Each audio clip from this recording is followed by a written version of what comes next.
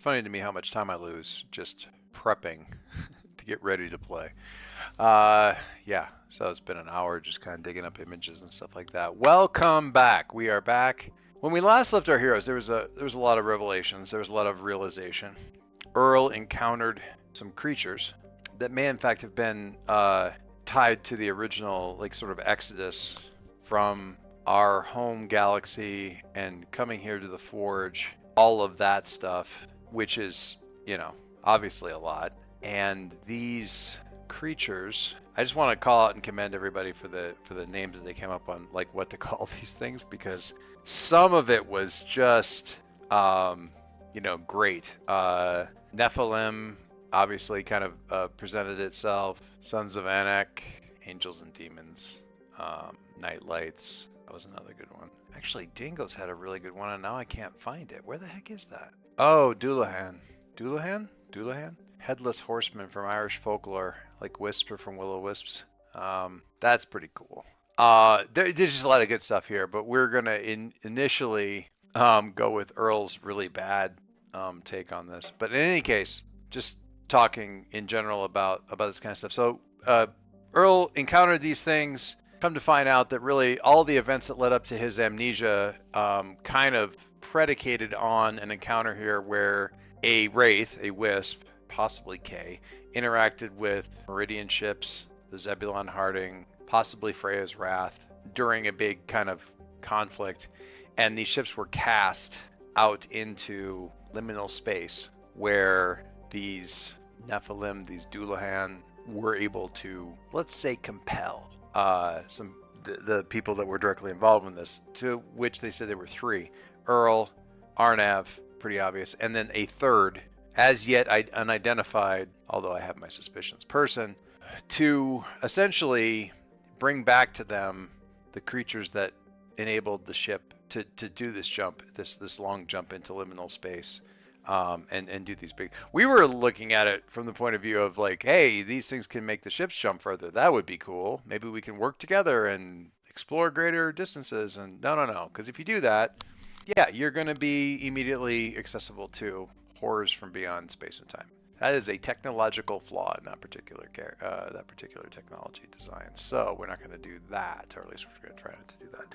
So having got back into normal space through shenanigans, we now find ourselves far out, away from everything, away from the world, and we come out of space up amongst some sort of migrating glowy space creatures, not exactly hostile, but they're reacting with startlement, and that's kind of where we left things. Is what do we do next? Because we're out on the very edges of the Forge, we're out in the expanse. We need to get back, probably, because it isn't enough that Arnav and Earl know not to fiddle around with this anymore. We need to stop the third agent of these creatures. First, figure out who the heck they are, and then, figure out what to do with Kay and the rest of these creatures so that they can be safe and so that we can be safe. Small order, just, save an entire sort of energy-based species, and also thwart nebulous beings with godlike power. Easy ask for a Tuesday. I have some thoughts, but the first one, and this is, we've talked a little bit about the meta level of this.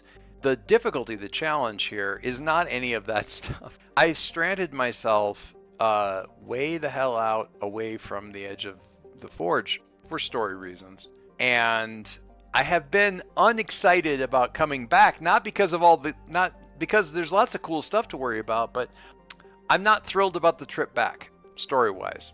It's not exciting to me, because it's going to be a slog. If the trip back needs to be significant in time. I don't want to stop anywhere along the way, because it's not necessarily it is only going to add further complications into a story that's more than complicated enough, and it's going to be very hard to believe that anything that I'm going to hit just kind of traipsing my way back over to the Morien Pyre is going to be relative to the story. So I've sort of set myself up for a lot of dice rolling, which in Starforged generally means something is going to go sideways and complicate things. not not the best. Not, it's been hard for me to get excited about that. Nothing wrong with the game. I put myself in this situation, and now I'm like, now I've got to be faced with this big slog back, and what are we gonna do? And I don't want to do, that kind of stuff. So we're gonna just kind of, I'm just gonna kind of man up and deal with that. I have some thoughts in the back of my head as far as what to do about that and how to address this trip back. In any case, we're gonna get moving on this thing and go out of this. So the creatures, as we say, the Zebulon Heart comes out of space, out of this liminal space, out into the regular space. We've got these energy creatures kind of reacting in startlement. Not energy creatures, but these sort of weird space-faring things are kind of like powering up, and they're getting into kind of a defensive flinch. And we don't want that generally. We'd like to get out of here, and I'm just immediately going to say, Zeb, just jump. Just jump. Point yourself back towards the center of the forge and just go. Nothing fancy. We just need something to get us a little bit clearer here. Let's just go. And we are going to, of course, because I got to complicate this, we're of course going to go with speed, which is like the worst possible thing I could be doing. So progress, we're going to set up a get back to the Morien Pyre thing. This is,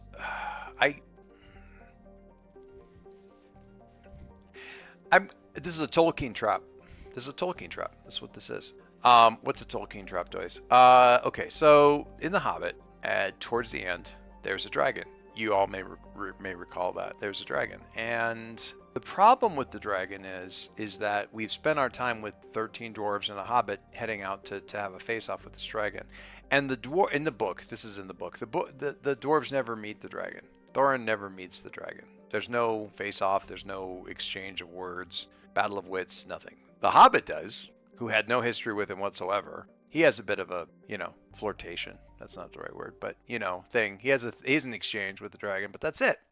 And it's a huge letdown to younger me and older me too, because they should have had some closure. There should have been a face-off. This is one of the reasons that I will say that the second Hobbit movie is the thing that firmly cemented for me that the movies are better than the book is. I love Tolkien, shut up, don't at me. But they identified that problem and did something about it, which is they gave the dwarves, and the thing is, because Tolkien, the storyteller, and Tolkien, the historian, were frequently at odds with one another, and he knew that Bard's character that he had introduced, who we don't meet until much later in the book, also has a claim to some sort of showdown with the dragon. So how do you do that? And you can't do both because they're not together. You can, you just have to do something different.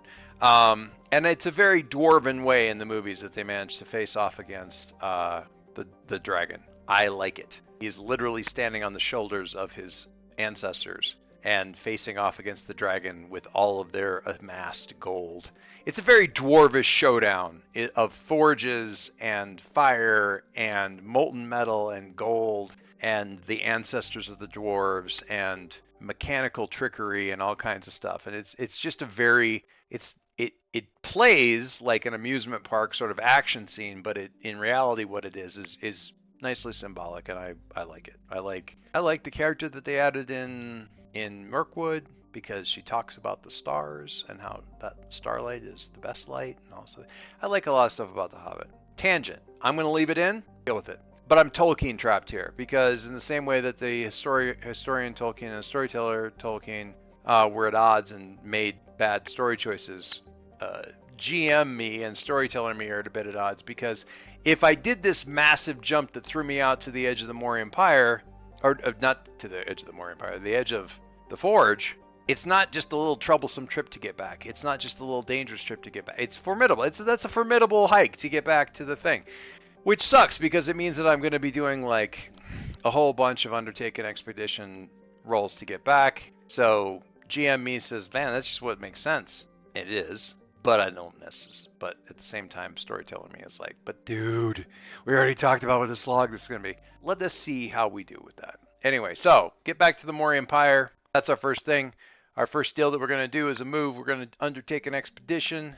And we're going to be doing that with moving at speed because we got to get rid of these creatures, which is a very bad idea.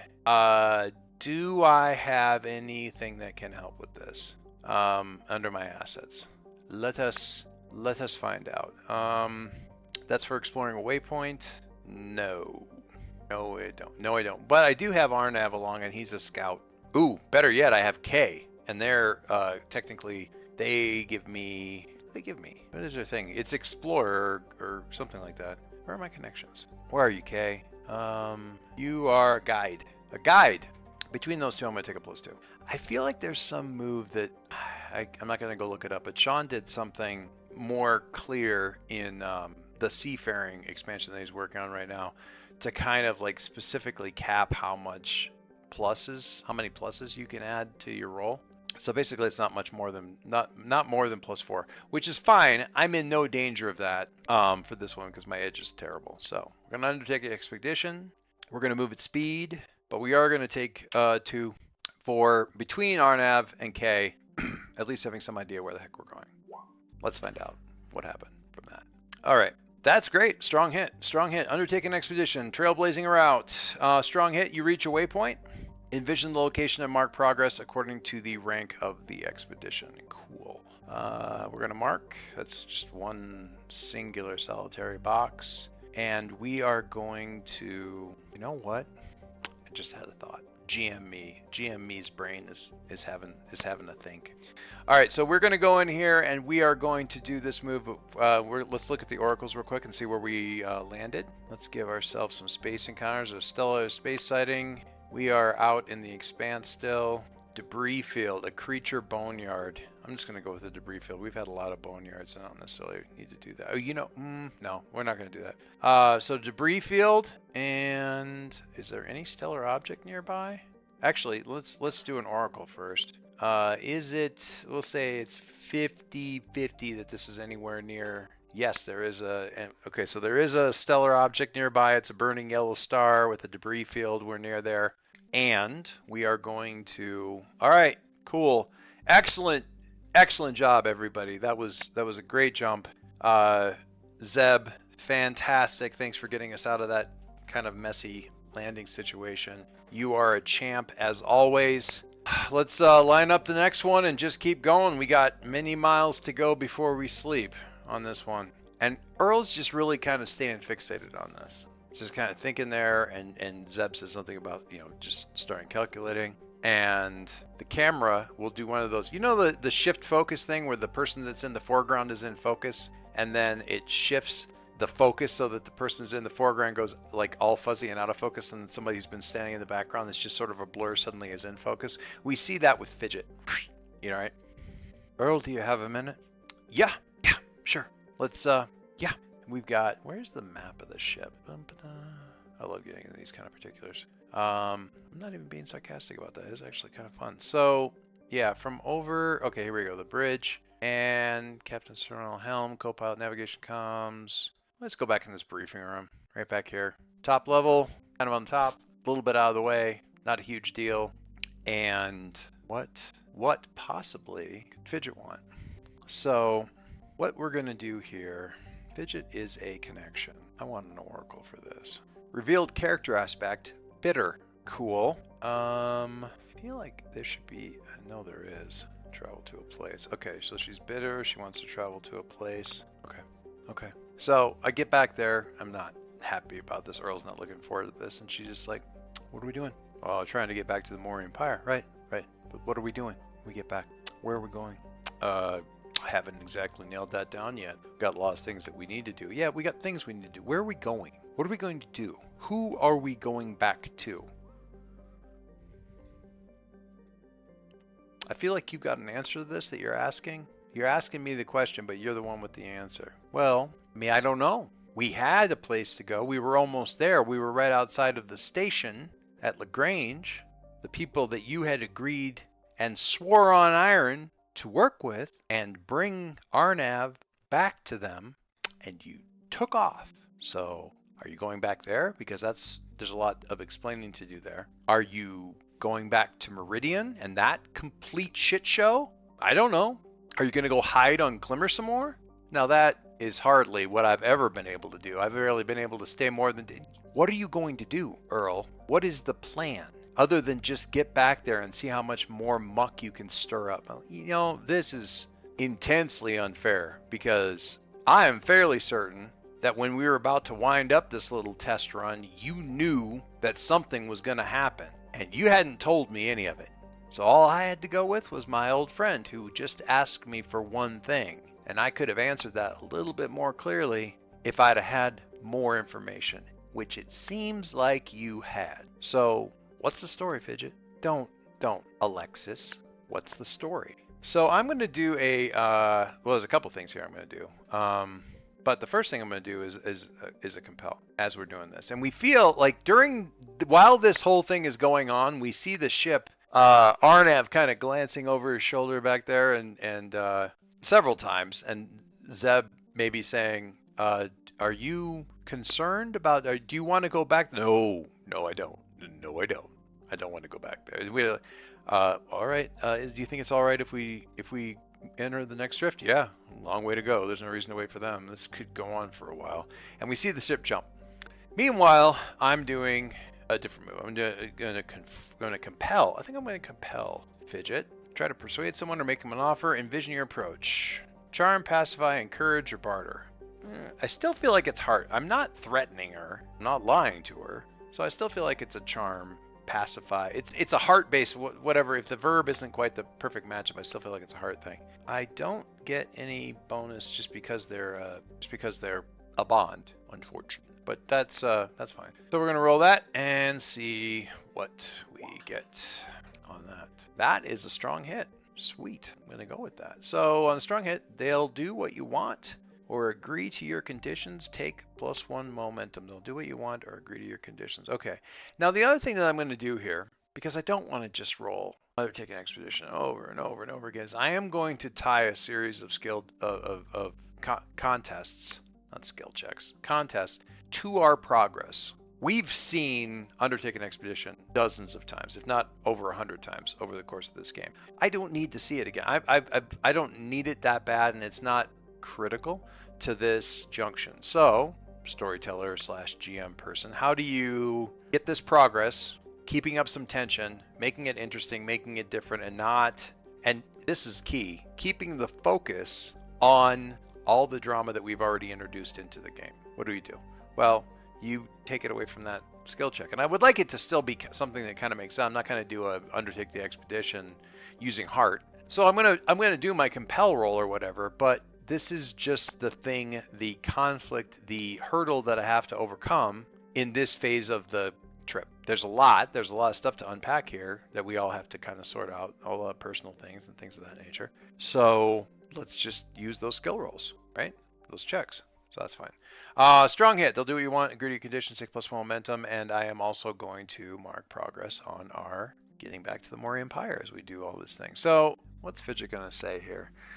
What is Fidget going to say here? She wants to get back to a place. She goes, well, I don't think you've entirely destroyed your credibility with Lagrange and Daniel. They might understand. They probably understand. They're very, I don't take this the wrong way, Fidge, but I'm not especially concerned as to whether or not they're upset with me right now, because they have a fixation on these creatures like K. And I have to kind of wonder why that is. They were working at some time with JVC, who was working with Meridian. Now, granted, y'all are working with Meridian. I get that, but it raises some questions as to what your motivation is with these creatures. You talk about there being some sort of prophecy or there being some sort of prediction. What is it? What do you want? Not you specifically. What do they want? Edge, like what is the whole goal here? It's not especially clear. They're supposed to show a way. They're supposed to show a new path. We connect with these creatures, and it's probably even kind of what you did with them just now would be something if there weren't the massive downsides, something that they would probably think was going to put them on the right path, but that may not be now, and we can talk to them about that. What they know is that being in connection with and interacting with these creatures is supposed to be the thing that they're doing to show them what the next thing is. So they want that. They're not trying to harm them. We're not trying to exploit them. We're just trying to be near them. Some of them take that very religiously. Some of them take it very literally and just scientifically. Some of them both. I just like having a direction in my life, Earl. So that's why I'm with them. Are you with them? Well, yeah. And I don't think you're necessarily against them. Arnav was with them until, I mean, to be fair, probably until he got affected by those things. Oh, yeah, that's actually probably true. Talk to him about that. Fidge, I don't know what I'm going to do. I have a few ideas. I got some people I need to talk to. And yeah, LaGrange is one of them, but we're going to have to move fast and we need to figure out who else is working out against us because it's not going to be simple, you know, right off the bat. So, all right. So, in any case, sorry, a little bit distracted. My camera's backwards and I'm not exactly sure why that is. Anyway, it doesn't really matter. All right. So we had a compel there, kind of pushed on Fidget a little bit. And I'm wondering that if I have a situation here where I've developed a relationship or tested a relationship. I don't think I tested it because I didn't fail. When you reinforce your relationship with a connection, doing any of the following: swearing a vow, completing a quest, leveraging their help, sharing a profound moment, overcoming a test of the relationship. Maybe. I feel like this is though. So, all right, I'll make you a deal. I got some people I need to talk to. We can make LaGrange one of them. If you think that they'll help, and I wish that they would, I'd like to have a home that I could trust, or at least a group that I could trust. I trust you, obviously. It's just, I'll make them, we'll get back there. I'll make them a priority, all right? I promise. We'll do that.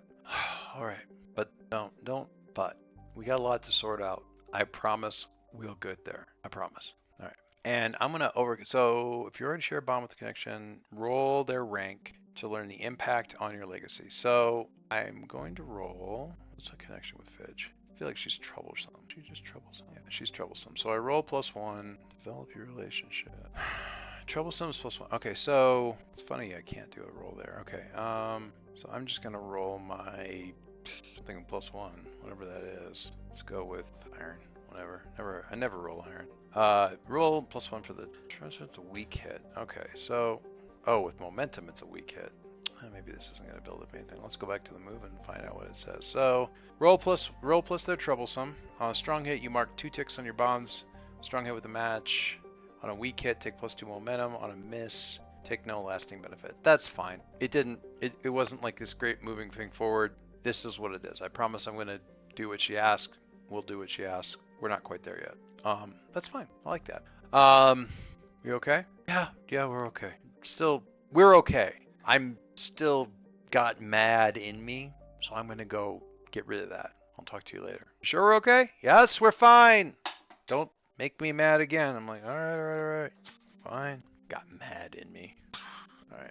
Okay, so, cool. That's done. Fidge is out of the way. I'm gonna go talk to Arnab. Go back up to the bridge. Ship's making another jump.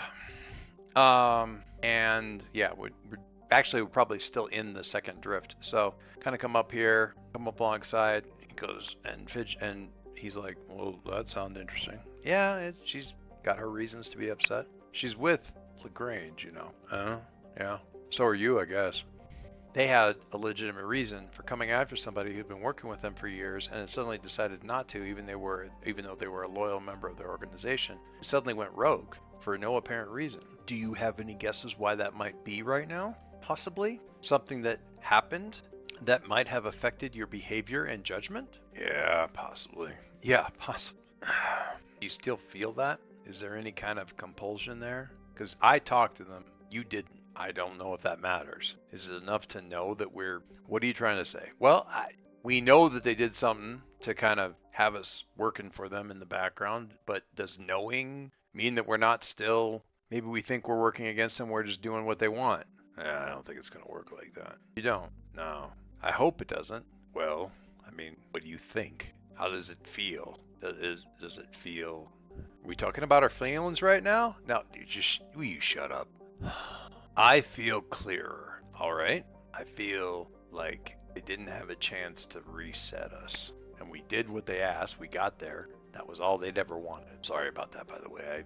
I guess everything that I was doing, trying to get you to test out Kay, I should go and talk to Kay. I'll talk to Kay. If you want to, I mean, fine, but I'll talk to him. So, I'm planning to stand in these things' way. Oh yeah, absolutely. Fuck them. We're 100%. I'm in here with you. All right. Well, that's good to know. You good other than that? Yeah. You go talk to Kay. let him know I'm sorry. I'll stay up here and keep an eye on things as we move along here. I feel like, once again, this is a develop your relationship thing. You know what this reminds me of? This reminds me of Mass Effect 2 when you go around the ship just before the suicide mission towards the end of the game and you like do your last dialogue with everybody before the shit hits the fan on the collector base. Instantly, one of my favorite parts of any game ever. So yeah, kind of checking in with everybody sort of makes sense here. So I'm gonna roll develop relationship again with Arnav, and he is, I think, difficult or dangerous. Yeah, so I had +2 on track there, and we'll do that one more time. So in this case, I will roll heart. Makes sense. That's once again a miss, where I can burn momentum to get a weak hit. Again, nothing really happens. I'm just checking in. This again reminds me of Mass Effect, because if you got those people that you think you need to have one more conversation with, but you've already expended all of their dialogue tree, they just tell you you have to finish a couple of they you know, they've got nothing really to say right now. They need to work on these calibrations, right? So that's fine. I'm not making any great moves forward, and that's fine. And while I'm heading back, we're gonna go and talk to Kay one more time here. We're gonna go talk to Kay. I say one more time. And I'm gonna find them back in the engine room, which is a little bit worrisome. Actually, yeah, engineering. We're gonna go back into that lab that we set up because we had the wisps and stuff were all there, and the case is open and Kay's there. And I said, "Hey, Kay, how's it going? Are you okay?" And when your relationship is tested through conflict, betrayal, no, not conflict, well, conflict possibly, but circumstance, roll plus heart, if you share a bond, add +1. I'm going to test the relationship here because Kay literally was brought to the mouth of the volcano. Granted, out of ignorance and unintentionally, but still. And I'm a little worried about this one, but I'm gonna just cross my fingers and hope for the best. So I'm gonna test my relationship. Rolling plus heart, I get +1 because we do have a bond with them. We're going to roll this and see where we're at on that. That's a weak hit on test your relationship. On a weak hit, develop your relationship, but also envision a demand or complication as a fallout of this test. Okay, so it does develop the relationship. He says, well, Earl, I understand what fear is now. Oh, well, okay, I have to tell you, I'm real damn sorry to hear that, because I imagine I had something to do with it. Well, you did. You and Arnav both did, but you didn't know that you were doing that. I didn't know. I thought I was helping. I thought we had discovered something, and we did. Again, it's quite frightening. And is it normal? I'm a little frightened. I have a small fear, but I'm so much more fearful for these small ones. That, my friend, is very normal. That is, well, I would say it's the human condition, but apparently it's more universal than that. You care for the ones that cannot care for themselves. It's a good thing. That's really why I'm Ironsworn a little bit. Not that it has to be about that, but no, that makes sense. And I understand that you want to keep them safe. I want to keep them safe too. I'm trying to figure out how to do that because we have a bit of a galaxy spanning challenge with that. Okay, I said before I was going to get these wisps safe, and I'm promising you that again. I know we had gotten them back. We thought that we had, brought them back to a safe place. But now I don't think Lagrange Station is going to be enough. We have to change the circumstances of our situation. So I will promise you again that I will do everything I can to make them safe, to find a safe place for them or change the rules so that they are. And I am going to make a move here. I'm going to swear an iron vow, 2K. And I get to add +2 to this because he is a bond. So I am going to swear an iron vow to K that I am going to figure out a way to make the wisps safe. And that is once again a weak hit. On a weak hit, you are determined, but you begin your quest with more questions than answers. Well, that's fair. That is entirely fair. So it'll take +1 momentum on that. And over here under the vows, we're going to say, find a way to make the wisps safe from the Nephilim, Doulahan, and their minions. Say minions, just the one. Formidable? I'm going to make this formidable. This really sort of becomes the track for everything else that we're doing here. All right. Finally, under the moves, we did the develop your relation, or test your relationship, and it said develop the relationship, and that is this is a little bit different for him. for K, because that connection is complicated, is much more than dangerous or whatever. K was extreme. Okay, so under this move, I get to roll +4. So I'm just going to roll plus supply because that's the closest thing to +4 that I've got. I have not gotten anything other than weak hits the entire night. That's awesome. Or misses that don't matter. But I did get a weak hit this time, which I have been getting misses on these things. So I do, on a strong hit, on a weak hit, take +2 momentum. Fine. That gets me up to a 10. Get a little bit of momentum, which is, I'll take it. Okay. And with that, I'm going to do one more progress tick here. Okay, so I'm gonna wrap this up with one more roll, but this time it'll actually be an undertake the expedition thing. We have Arnav get on the comms and say, "Hey, we're dropping into the next drift." All right, I'll be on my way up. And this one we're doing wits for most of these, so we'll go to undertake the expedition, and we're gonna move vigilantly. We have Arnav is helping out as a scout. K's not up there, so we're gonna take this and see what we get. I haven't been showing you any of my dice rolls, and I apologize for that. But let's look at this one. That is a miss. That sucks. Oh my god. It's a miss, and it's burn momentum just to get a weak hit because I threw a 10 and a 9 on the challenge dice. Bugger. I can make my roll a 10, but that still only gets me a weak hit. On a miss, you are okay. On a miss, you're waylaid by a crisis or arrive at a waypoint to confront an immediate hardship or threat. On a weak hit, you reach the waypoint, but the progress costs you. Make a suffer move. You know what? This should convey to you somewhat how little I am deeply engaged in making this a big deal. Here's what I'm going to do. I'm going to burn momentum. That's going to put me back down to a +2. And I'm going to take the supply hit of just burning through a bunch of stuff because that was a long... we're doing a whole series of jumps, burning through supply. No, we're not stopping for real. We're not stopping to refuel. We're not stopping to, whatever, scoop hydrogen 3 off the nearest star, any of that kind of stuff.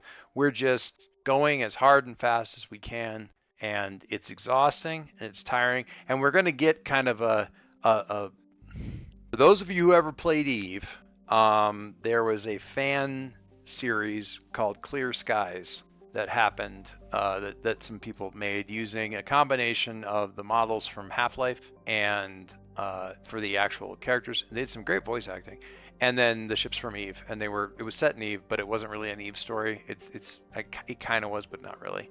In any case, but there's a couple of bits in there where they just sort of play some U2 song in the background, and they do through a montage of just jump after jump after jump as they're going from gate to gate to gate to gate to gate. And that's what I'm picturing, is just constant, like we just see the activity of the ship, people walking in and walking out of the bridge, kind of, and as they're walking out, it fades out. Like the people keep coming and going out of the bridge, and Earl just stays there, and he stays in focus the whole time, and he shifts, and you see him occasionally during coffee, but he's the only one who stays entirely in focus, that is actually, we see now, is there the entire time. Like where everybody else is coming and going, and even Asana shows up, and Kay comes and goes, and all this other kind of stuff, it's just Earl on the bridge, looking out the front, focused, one jump after the other. That's what we're seeing. So we're going to take that hit, and it's exhausting, obviously, and we're going to show that when we start up the next session, because we're going to stop here. But we're going to show that with just the general just tiredness of the whole situation as we get to this next, as we kind of come out of wherever it is we're going to go.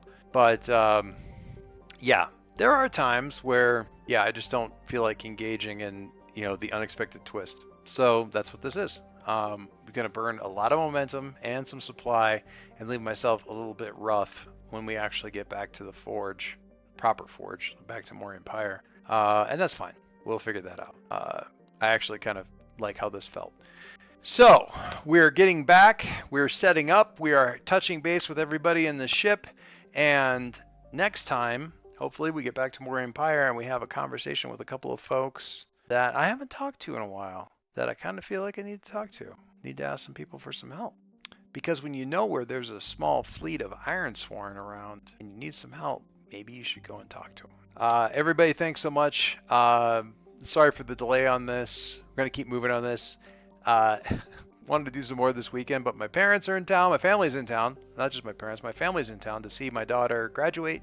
And, of course, my daughter's graduating, and so we got a graduation party, all that kind of stuff. So this week is going to be a little bit crazy, but hopefully after that, things will get a little bit more sane as we move into, what do I want to say, like summertime stuff. And aside from preparing for my daughter to head off to another country for college, everything should be fine. It should be fine. Thanks all. Thank you all. It feels like we're all on this ride together, so it's really great to have you along for that. Talk to you soon.